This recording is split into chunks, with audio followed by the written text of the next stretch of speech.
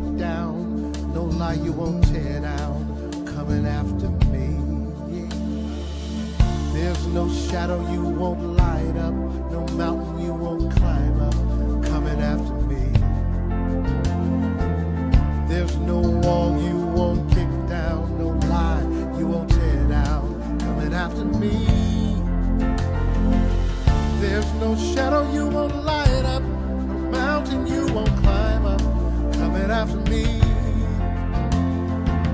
There's no wall you won't kick down, no lie you won't tear down, coming after me. Oh, the overwhelming, never-ending, reckless love of God. Oh, it chases me down, fights till I'm found, leaves the 99, and I couldn't earn it, I don't deserve it. Still you give yourself away. Oh, the overwhelming, never-ending, reckless love of God.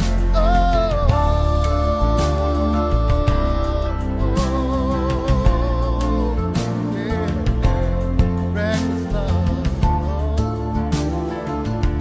reckless love of God.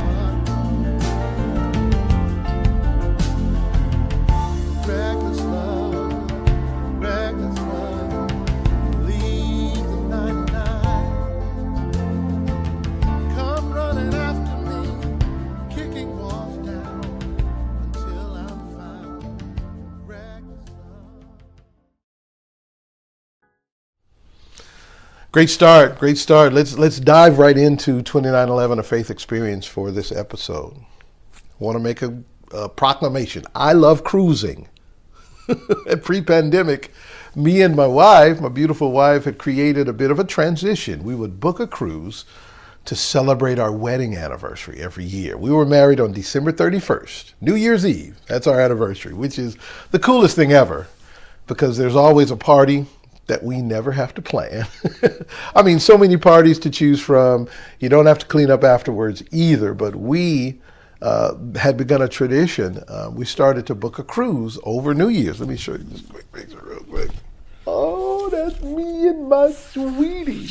So what we would do is we would head out maybe on December 28th or 29th, and we'd be aboard and abroad or at sea on our anniversary. Champagne toast, kiss at midnight, big party celebration. We'd pick a cruise with great ports of call, and we would enjoy cruising. We'd come back on January 2nd or 3rd. Amazing.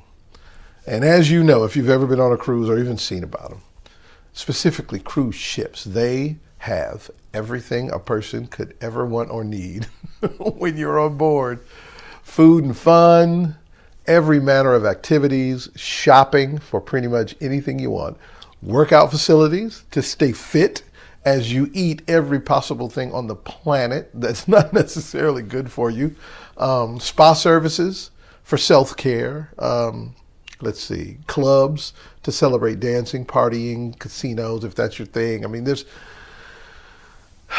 live music, entertainment, deck with pool. It's endless. It's absolutely endless. And then different cruise lines offer different things for different audiences. You've got cruise lines for the more mature crowd, more sedate experience, very relaxing. You've got cruise lines for a younger crowd that really want to, get the groove on. Lines with children's activities for the itty bitty kiddos, relaxation, partying, destinations, etc. Even the size of the ships is different. From small ships having a few hundred on board to literally nearly 7,000 people on board. There's a cruise ship called the Symphony of the Seas. It's ridiculous. 22 restaurants, 42 bars, a theater, an ice rink, a zip line, a water park. Crazy. Then there are excursions. Now these are important. As you travel to different places, you get the opportunity to experience the new place, to see new things, and you can journey out into the new place or the new land, and that's always exciting. Sometimes uncomfortable. You go to places that you've never been before, but you're not there for long because at the end of the excursion, which is a few hours, maybe the better part of a day, you return to the ship. And do not miss the ship, okay? They give you a specific time to return, or you could be left behind in some foreign land, which I've seen video of, and it's uncomfortable, but sometimes humorous. Anyway, as you can as you can see, cruising is definitely one of my favorite things. I like it a lot. You may be thinking that this pandemic is really affecting me, and the lack of being able to travel has me going on and on and on here 2911 about cruises. And you might be right. You might be right. But here's a very interesting analogy. The reason I'm talking about cruises at all. I came across this analogy some years ago, and it's had an impact on me for quite some time. I want to share it with you. Paint this picture for you, okay? In the context of cruises, cruise ships, and the ocean, the great unknown, as we sometimes call it, okay? Let's say that the ocean, with all its vastness and depth, its incredible beauty, the wonder it inspires, the literally millions of living things that call the ocean home. Let's say the ocean is God's world. Well, then the ships that travel on the ocean, these ships are our churches, our communities of faith. Those places we visit to worship and to fellowship and to learn and to grow our faith, where we live songs of praise and we kneel to pray. We celebrate our joys and share our lament. If the ocean is the world, the ships are our churches. If the ocean is the world, the ships are our churches. Now follow me here. The purpose of a ship is to carry folks away from the shore out into the waters, out into God's world. Let's think about that for a little while. Let me paint the picture around that. Remember, the ocean is God's amazing world, and ships are our churches. And I talked about cruise ships earlier to make a point. I've been on a few cruises in my day. They are constantly sending me emails, trying all manner of things to, one, attract me to their ship and get on board. Two, to keep me returning on board. Stay with me. I know some of you all are with me. Imagery here, an analogy. The ocean is God's world. The ships are our churches. The harbor, if you've ever been to a cruise harbor, it's crowded with ships, various shapes, sizes, different names, emblems. Okay, different offerings and activities and destinations on each of these ships. And the ships sometimes turn it into a competition. We know that. They focus on the numbers of folks who will choose their ship and their sailing company. I hope y'all catching this. A physical illustration of the spiritual truth. I say that a lot. An incredible amount of planning goes into the experience on each ship. Activities, incredible meals, celebration, times of fellowship for everyone, all ages. There's self-care that I talked about, spas and gyms, all the way down to how the deck chairs are arranged to make it comfortable. And on regular intervals, each ship pushes out from the shore. And the folks on board, y'all are getting this, and the folks on board the ship, yeah, they're looking over the railings. And they're able to see the ocean. They are able to see its beauty and power. Sometimes it's comforting.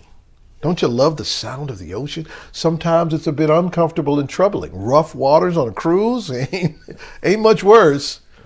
But everyone is reminded that they're a part of something much bigger than themselves as they see the ocean.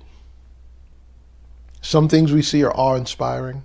Some things may even be scary, but nonetheless, the ship, churches, the ocean, God's world. Sound familiar? Does it? Now here's where the analogy takes a turn. The nature of the ship is to take those on board out to the ocean, to experience the ocean, but only temporarily. Because after a certain amount of time, they return to the shore. The purpose isn't necessarily full immersion into a new place, into the deep. The purpose is just a little time out there and then a return to land. The analogy is up to this point spot on, but the analogy does not remain accurate, at least from the perspective God has and has laid out for what God suggests we as disciples would do. Okay? Listen closely here. You see, if the ocean is God's world and the ships are our churches, it is not God's intent for us to go out into the ocean temporarily. God doesn't want us to go out and wiggle our toes in the sand on the beach, dip our toe in the ocean, and then return to shore like it was a vacation. Or to go participate in an excursion and then get back on the ship and head back towards the mainland. God, that's not what he intended. God envisions for us a headfirst dive into the deep, taking all the gifts he's given us along with us so we can bless the ocean, so we can serve the ocean for the good of the world. If indeed the ocean is God's world and ships are our churches, but frankly, it's easy to lose sight of that central purpose of ships and churches and confuse the means for the end. Let me say that again, because you need to hear this. Because of the nature of ships, it's easy to lose sight of that central purpose and confuse the means for the end. Ships are comfortable with joyful people all around. Ships are filled with every amenity that you can dream of. Ships, for the most part, have capable and competent captains or leaders, safety measures if things get uncomfortable. So our inclination is to stay on that ship. We're human. That's our nature. We venture out into the ocean to feed the homeless. We venture out to clothe the naked. We venture out to comfort the distressed. We venture out, but then we grab a souvenir and we head back to the shore. Now, please don't misunderstand me. None of this is meant to deflate or undervalue the incredible gift that gathered community is, the amazing blessing that church is for God's people, the wonderful ways that church teaches and blesses and creates community for believers and seekers, those on the discipleship journey. I mean, I'm a church boy, for goodness sake. As much as I am a product of the upbringing of my parents and a member of my wonderful family with my siblings and everything, I'm also a product of being brought up in the church. But hear me right here. I don't want anyone to lose sight of the central purpose of ships and churches and confuse the means for the end. The church is our vessel to prepare us for and facilitate our journey to discipleship so that we can do God's work in the world fully immersed. But the question is, do we dive in? Are we inspired enough, and do we find the faith and the guidance we need to plunge into the depths of the ocean that is God's world? It's wonderful being on board, no doubt about it. But going overboard is what it's all about.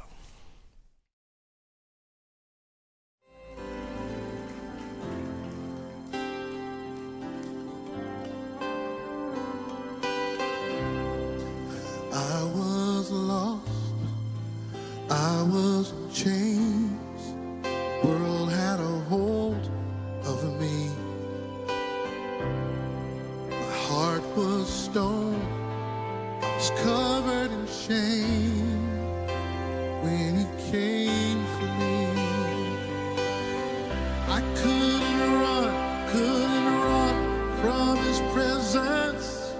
I couldn't run from his arms.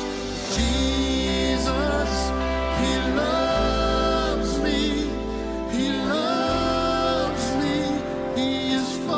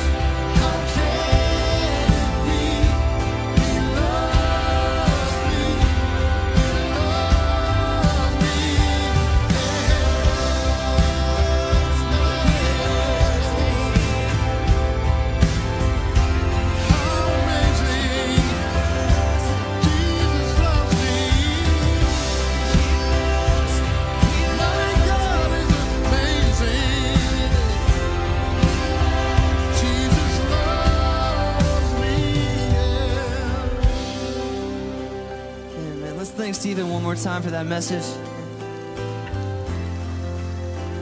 We love you all. We hope that you've enjoyed your time here with us this morning, and we hope to see you back here next week. Bring somebody with you. Let them know what God's doing in your life. Let them know how they can get involved. Have a great rest of your Sunday.